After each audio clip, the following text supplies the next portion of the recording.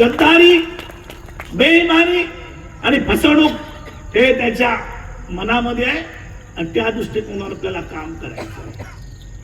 मला वाटतं अमितजींनी अमित जे मोठे नेते आहेत त्यांचे उमेदवारी फिक्स केलेली आहे. पण माझी एक इच्छा आहे, त्याने उमेदवारीतून पळ काढला नाही पाहिजे. तुमची नाही का? उमेदवार कोण पाहिजे आपल्याला? तटकरे नाही, तटकरे दुसरी येईल.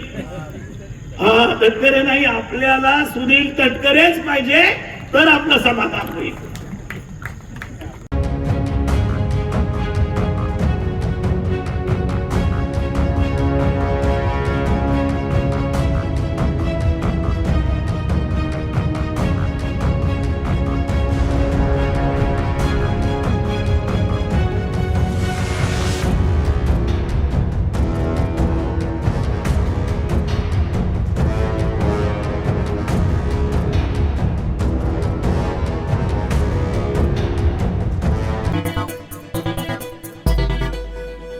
टाइम्स डिजिटलला लाईक करा, सबस्क्राईब करा, शेअर करा आणि बेल आयकॉन दाबायला विसरू नका. पाहत रहा टाइम्स डिजिटल.